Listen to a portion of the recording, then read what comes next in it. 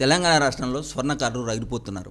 Gold కర్మాగారం ఏర్పాటును తీవ్రంగా వ్యతిరేకిస్తున్నారు. ఈ క్రమంలో మలబార్ గోల్డ్ వారు 700 కోట్ల రూపాయలతో గోల్డ్ కర్మాగారాన్ని ప్రారంభించడాన్ని స్వర్ణకార సంఘం తీవ్రంగా వ్యతిరేకిస్తూ గోదావరిగని ప్రెస్ క్లబ్లో ప్రెస్ మీట్ ఏర్పాటు చేయడం జరిగింది.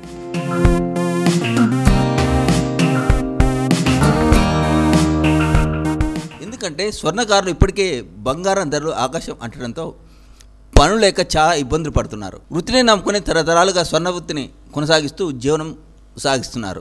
కార్పొరేట్ వ్యవస్థలు రావడంతో బడాబాబులు మార్కెట్లోకి దూసుకుని వచ్చి బడా పెట్టుబడులు పెట్టి మోసపూరితమైన ఆఫర్లు పెట్టి ఇప్పటికే జనాలను తమ వైపు తిప్పుకుంటున్నారు. ఇలా రకరకాల మోసాలకు పాల్పడుతున్నారు బడాబాబులు. వృత్తిని నమ్ముకొని జీవిస్తున్న స్వర్ణకార జీవితాలతో ఆడుకుంటున్నారు. పాతకాలంలో దొరల కాళ్ళ కింద జనాలు ఎలాగైతే తొక్కబడ్డారో అలాగే స్వతంత్ర భారతదేశంలో జ్యువెలరీ షాప్ వ్యవస్థ విధానంలో స్వర్ణకారులు వృత్తిని కోల్పోతున్నారు. ఈ నేపథ్యంలో స్వర్ణకార సంఘం ఏర్పాటు చేసిన ప్రెస్ మీట్ లో రామగుండం స్వర్ణకార సంఘం ప్రధాన కార్యదర్శి కట్టా నాగేష్ మాట్లాడుతూ కర్మాగారం ఏర్పాటు పట్ల తీవ్ర ఆందోళన వ్యక్తం చేశారు. అంటున్న తరుణంలో కార్పొరేట్ వ్యవస్థలను బలోపేతం చేస్తూ రాష్ట్ర ప్రభుత్వాలు గత దశాబ్ద కాలం నుండి రాష్ట్ర ప్రభుత్వాలు కార్పొరేట్ వ్యవస్థలను బాగా ప్రోత్సహించడం జరుగుతుంది. వాళ్ళకు సబ్సిడీ ఇచ్చి ఇలా ఇవ్వడం వల్ల ఇప్పుడు మలబార్ గోల్డ్ అనే సంస్థ ఇప్పుడు సుమారు 700 కోట్లతోని ఒక యూనిట్ అనేది తెలంగాణలో స్థాపించడం జరుగుతుంది. దీనివల్ల స్వర్ణకారులకు అనేక విధాలుగా ఇబ్బంది పడే పరిస్థితి వస్తుంది. కాబట్టి కుల వృత్తి కొనసాగించే స్వర్ణకారులను ఆదుకోవాలని చెప్పనే ఉద్దేశంతో ప్రభుత్వాలు ముందుకు రావాలని చెప్పని, అలాగే మాకు స్వర్ణకార క్లస్టర్ వెల్ఫేర్ బోర్డు ప్రకటించాలని చెప్పని మేము ప్రభుత్వాన్ని డిమాండ్ చేస్తున్నాము. ఈ విధంగా కార్పొరేట్ వ్యవస్థను మీరు ప్రోత్సహించడం వల్ల ఇక్కడ లోకల్లో ఉన్న చాలా మంది వృత్తిని కోల్పోవడం జరుగుతుంది.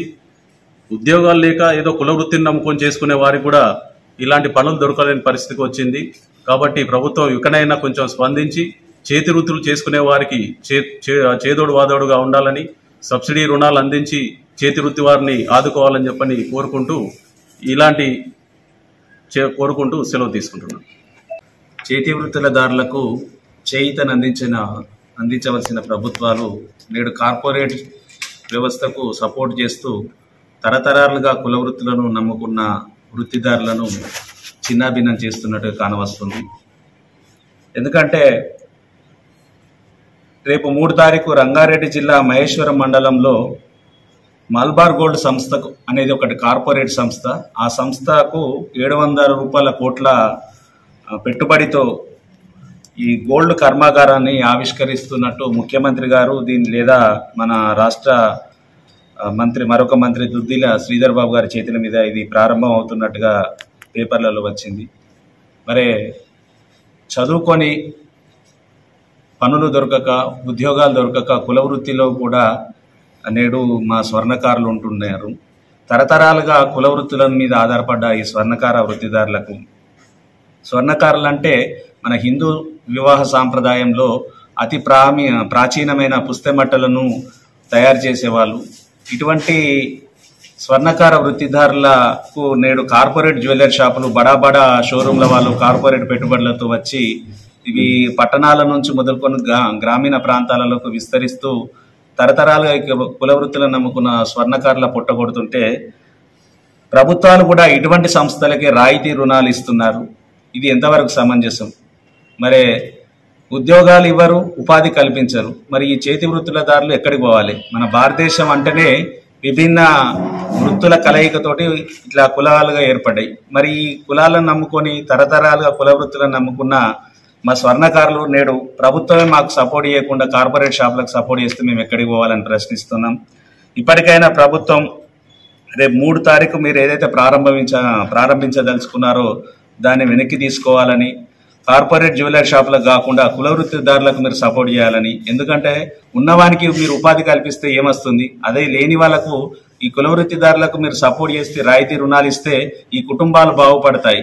ఓట్లప్పుడు మాత్రమే ప్రభుత్వాలకు కుల వృత్తిదారులు గుర్తుకు వస్తున్నారు, ప్రజలు గుర్తుకు వస్తున్నారు. కానీ గెలిచినాక ఏ ప్రభుత్వాలు చూసినా అట్లే ఉన్నాయి. నాడు గతంలో టీఆర్ఎస్ ప్రభుత్వం అట్లే ఉంది. నేడు బంగారు తెలంగాణ ఏర్పడితే మాకు బంగారు బ్రతుకులు వస్తాయని భావించి తెలంగాణ ఉద్యమంలో ముందు భాగంలో ఉన్న మా స్వర్ణకారులకు గత ప్రభుత్వం మొండి చేయి చూపించింది.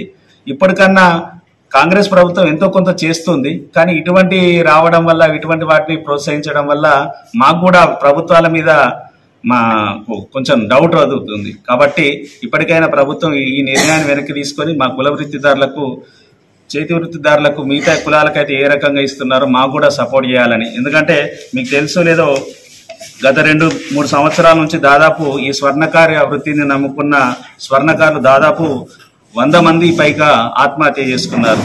పేరుకే బంగారం, కానీ పనులు చూస్తే పనులు లేక, ఈ కార్పొరేట్ జ్యువెలరీ షాప్తో పోటీ పడలేక ఇంత ఆత్మహత్యలు చేసుకోవాల్సి వస్తున్నది.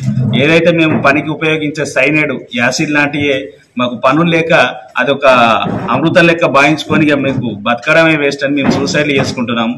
ఈ పరిస్థితి ఇలాగే కొనసాగితే రాబో కాలంలో స్వర్ణకార కులం అనేది ఉండేదని చెప్పుకునే పరిస్థితులు వస్తాయి. ఆనాడు చేనేత కార్మికులు ఎట్లయితే బనవన్మార్కు పాల్పడుతున్నారో, నేడు మా వాళ్ళు కూడా ఆత్మహత్యలు చేసుకుంటున్న పరిస్థితులు ఉన్నాయి. కాబట్టి ఇప్పటికైనా ప్రభుత్వం మాకు సపోర్ట్ చేసి కార్పొరేట్ సపోర్ట్కు జ్యువెలరీకి మద్దతు ఉపసంహరించుకొని మాకు మద్దతు ఇవ్వాలని తెలియజేస్తుంది. ఈ కార్యక్రమంలో స్వర్ణకార సంఘం అధ్యక్షుడు రంగు శ్రీనివాస్, రామగుండం కార్పొరేట్ స్వర్ణకార సంఘం ప్రధాన కార్యదర్శి కట్టా నాగేష్, శ్రీరాము సత్యనారాయణ, శ్రీరామోజు శ్రీధర్చారి, గడ్డం వెంకటేశ్వర్లు, విజయగిరి సదానందం, విజయగిరి ప్రసాదాచార్యులు, బొజ్జ పురుషోత్తం, శ్రీరామోజు జగన్, పెళ్లి రమేష్, ముత్తారా రమేష్, ఉప్పల విష్ణు, సద్దనపు రవి కమిటీ సభ్యులు పాల్గొన్నారు.